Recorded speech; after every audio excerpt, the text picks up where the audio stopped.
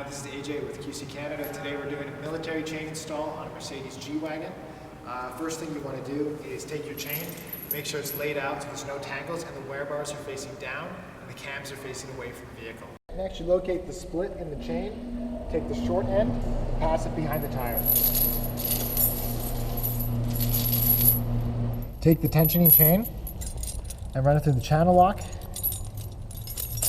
completing the pattern. Lock the chain in place.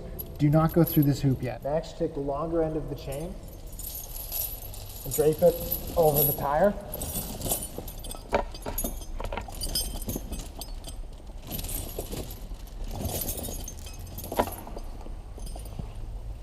You want to ensure that there's no loose chain on the bottom.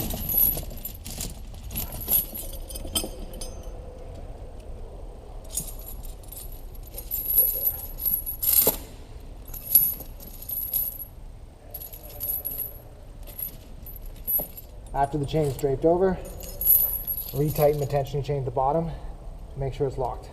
Next, you want to take the end of the side chain and connect it to the C-hook on the inside of the tire. Next, you can take the other end of the side chain and connect it with the folding clasp.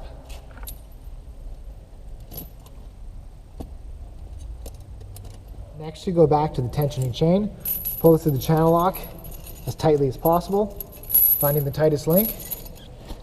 Take the remainder of the tension chain, pass it through the hoop ring, and find the tightest possible link to secure it. There should be little or no play with the chains on the tires. So after you've tightened your cams, drive forward about 30 meters, check your chains for tightness, and readjust if necessary.